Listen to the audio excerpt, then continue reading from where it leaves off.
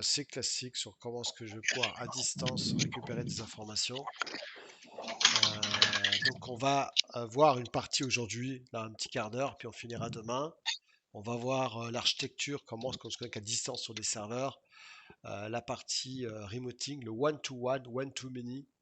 Donc comment est-ce que je fais pour envoyer une commande vers un serveur ou vers plusieurs serveurs, et surtout l'architecture, comment fonctionne l'architecture. On va parler de WSMAN, qui est la partie sécurité. Donc d'abord, il y a la partie remoting. Alors, il faut savoir que on utilise, en fin de compte, pour pouvoir à distance lancer des commandes, on utilise ce qu'on appelle un Web Services, ce qu'on appelle le WSMAN. Le WSMAN veut dire WS Management. C'est un protocole qui permet de se connecter en HTTP par défaut ou en HTTPS et de communiquer avec des serveurs. N'oubliez pas que par défaut, un des prérequis quand vous faites quand vous lancez des commandes à distance, c'est que le protocole WinRM soit activé, donc le service soit activé et que le firewall laisse passer le 5985 ou 5986. Donc le PowerShell supporte plusieurs choses. Il supporte du SSH routing et donc ça c'était rajouté dans les versions. Maintenant on peut faire du SSH même sur Linux. Donc depuis la version, maintenant ils ont réactivé le WinRM par défaut, alors que dans les versions d'avant, le WinRM était désactivé. Ça veut dire que vous ne pouvez pas lancer de commande à distance sur le serveur. Donc ça c'est un changement qu'il y a eu. Donc en fait compte, au moment où vous lancez, enfin que le remote, la partie quand vous activez, vous faites enable PS routing, il va démarrer le service WinRM qui va créer un listener, donc une écoute sur le port, soit 5985, 5986. Et le listener est bandé à une IP ou à plusieurs IP. Il n'y a aucune dépendance avec deux IS, hein, aucune dépendance, donc on s'en fout de deux IS. Euh, donc on a le endpoint, donc on parle toujours que le trafic est envoyé à destination, ce qu'on appelle un endpoint. Par défaut, il faut que le poste soit absolument dans un domaine. S'il n'est pas dans un domaine, il faut jouer avec les Trusted Host List, c'est un peu spécial. Donc on a par contre certaines commandes qui sont, alors avant de faire ça, on a certaines commandes où il y a déjà la partie Remote Computer. Ça veut dire qu'il y a certaines commandes où il y a déjà une option computer. Donc c'est facile à faire. Ça veut dire que quand tu veux lancer une commande à distance, eh bien, tu vas en fait compte vérifier déjà s'il n'y a pas un paramètre qui s'appelle computer name. D'accord.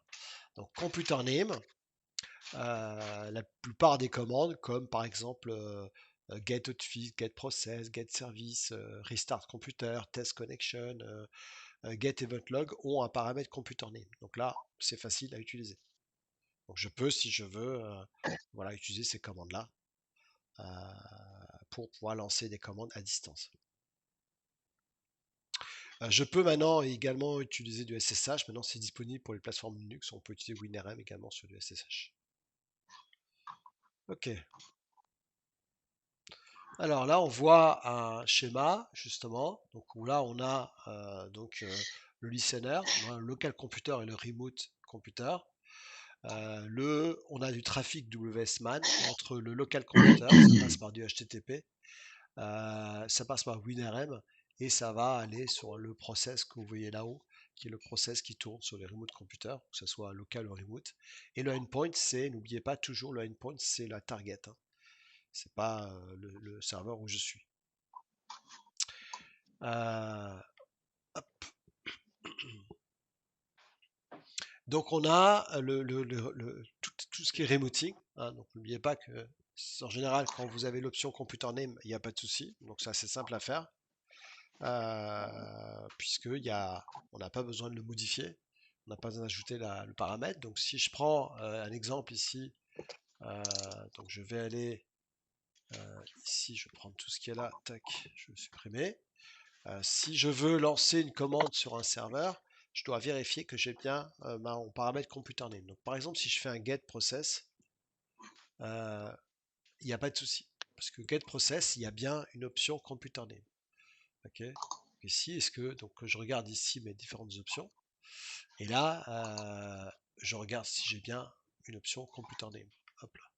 Si j'ai l'option computer name dedans, ben, il n'y a pas de souci, je la lance et puis il va me lancer voilà get process sur un computer. Donc, si je vais mettre plutôt ici là, ok. Donc si je fais un GPS ou un get process, c'est la même chose. Tape computer name ici computer name et je regarde s'il y a bien la partie computer name. Si je fais par exemple un get service, ici get-service, et je fais tiret ici, voilà, est-ce que j'ai l'option également computer name? Voilà, j'ai l'option computer name, ce qu'il me fait depuis tout à l'heure. Hop, je vais juste fermer, hop, je vais exécuter à nouveau. Donc vous avez déjà plein de commandes qui ont en fait compte le paramètre computer name, mais vous avez des commandes qui ne l'ont pas. Donc vu que s'il y a des commandes qui n'ont pas le computer name, il va falloir trouver un moyen pour lancer la commande sur un serveur, car j'ai pas le paramètre computer name. Et c'est là où on va utiliser plusieurs solutions, puisqu'on va utiliser par exemple du one-to-many avec par exemple invoke command. Invoke command, c'est tout à fait le genre de commande qu'on peut utiliser. Donc là, je vais refaire mon get service ici, je vais enlever tout ça. Hop. Ok, donc si je fais mon get service ici, get service,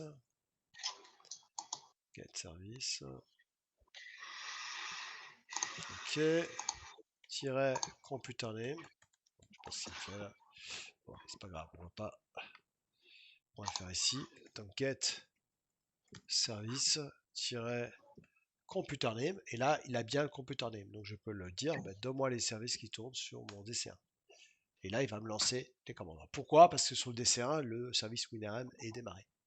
Si je fais par exemple un get event log, get event log, je regarde que j'ai bien un paramètre computer name, donc c'est nickel. Par contre, si je veux afficher les partages sur un serveur ou les printers sur un serveur, si je fais get printer, est-ce que j'ai computer name? J'ai pas si j'ai computer name, donc là c'est bon. Mais si je lui affiche par exemple, je voudrais afficher les shares, ok, SMB share. Si je fais un get SMB share, ok, j'ai mes SMB share locaux, c'est là où je suis. Par contre, manque de chance, j'ai pas computer name. Donc, est-ce que vous savez comment faire du coup pour lancer cette commande à distance sur un serveur?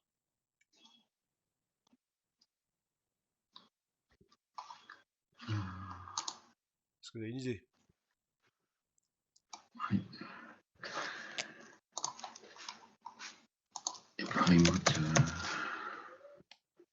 Donc, j'ai deux solutions pour le faire. La première solution, c'est invoke command. Alors, invoke command, le petit nom, c'est ICM. Hein. ICM, c'est un alias de invoke command. Donc, je peux lui dire computer name.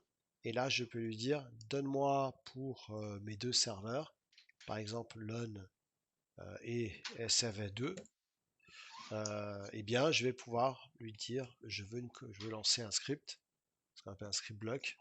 Et à l'intérieur de là, je vais pouvoir taper get-smb share. Ok. Et si je fais ça, il va me l'envoyer, d'accord? Il va aller vérifier sur mon serveur. C'est serveur 1 déjà, donc c'est pas serveur 2.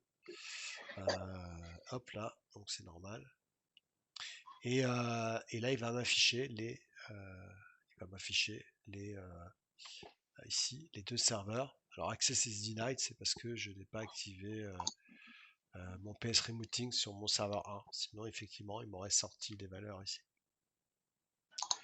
Donc, la plupart des commandes, vous pouvez les balancer sur justement avec l'invoke command. Alors, invoke command, je peux aussi, si je veux, donc si je vais sur mon serveur 1, attends, je vais juste faire mon enable PS Routing. Attends, il faut que je lance en PowerShell normal. Je vais lancer en PowerShell administrateur. Alors, vous inquiétez pas, je n'utilise pas Visual Studio Code parce que je sais pas ce qu'il me fait, donc, mais c'est pas grave, ça m'empêche pas de lancer des commandes. Donc, ici, si je fais donc si je enable, je vais faire juste un enable PS Remoting. Ok, donc là je fais ça, ça va m'activer le WinRM, etc. Et je vais pouvoir lancer voilà, les commandes à distance avec plusieurs façons. Donc on a vu donc ICM avec la partie computer name, voilà, get SMB share. Donc là, il me récupère les shares sur mes deux serveurs. Ok, tous mes shares qui existent.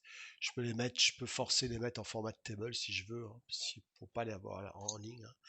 Donc je peux aussi après faire un pipe, un format table pour avoir la liste tout en format table de mes shares en fait compte. Avec des choses évidemment que j'ai pas forcément besoin ici, comme le run space, etc. Tout. Bon. Donc ça, c'est une première possibilité quand vous lancez des commandes sur vos serveurs. Après, vous avez évidemment la partie Enter PlayStation, mais ça, on n'utilise jamais dans un script. Enter PlayStation, c'est utilisé juste pour un one-shot. Voilà. Et là, je lance mes commandes, comme par exemple GPS, voilà, ça lance mes commandes à distance. Donc là, c'est vraiment du... Et puis, vous avez la possibilité également d'utiliser des sessions. C'est-à-dire que je peux ouvrir déjà les tuyaux vers mes deux serveurs. Donc, qui a déjà utilisé les sessions, en fait, compte pouvoir créer une session avant de lancer les commandes PowerShell? New PS Session. Non, je le fais de temps en temps. Ouais, Ouais, je le fais aussi de temps en temps, ouais. tu le fais pour quelle raison? Pour avoir le droit de lancer la commande. Mais parce que tu pourrais très bien le faire avec un niveau commande. Peut-être pas pour ton, Ouais. tu vois. Des fois ça passe. Non, mais des fois ça passe pas.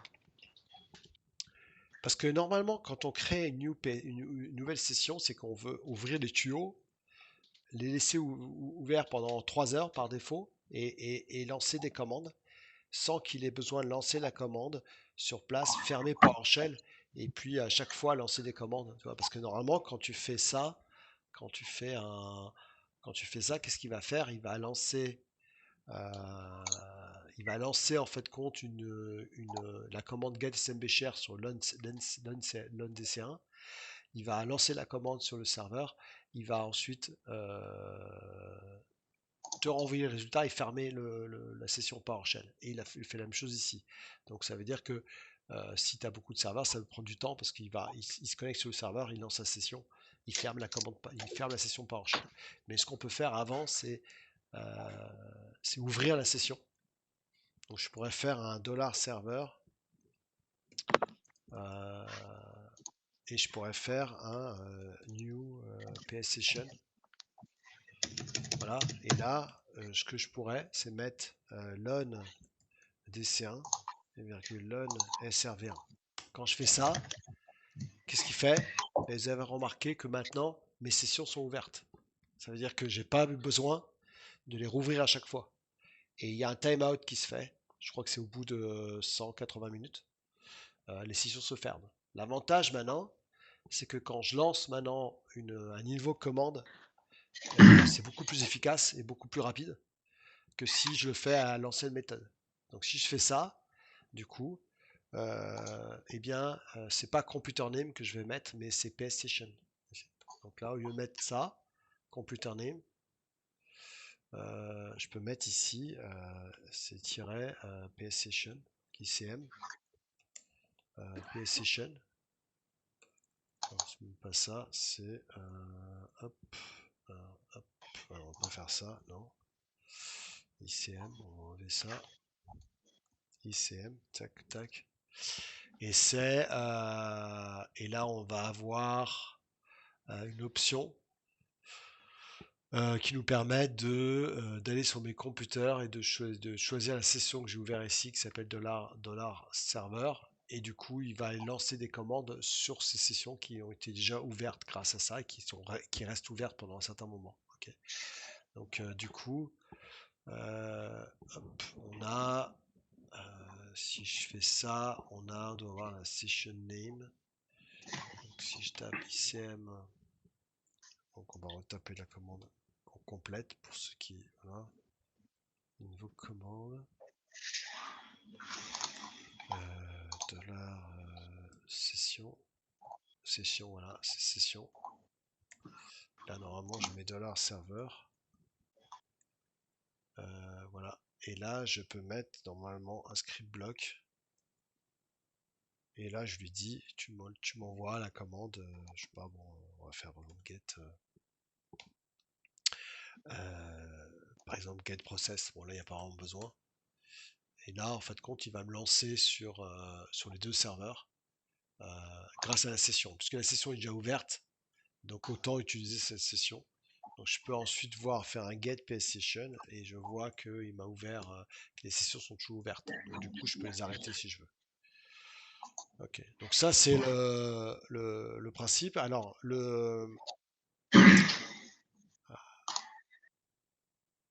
on a ensuite le côté variable. Bon, ça, je vous montrerai ça demain un peu comment est-ce qu'on passe les variables. Et puis demain, comme je vous dis, parce on va terminer pour aujourd'hui, on va aller prendre des scripts et puis travailler. Voilà, chaque personne va travailler sur un script ou un groupe de scripts qui vont essayer un petit peu de faire, voilà, de troubleshooter et puis d'avancer un petit peu là-dessus sur le script.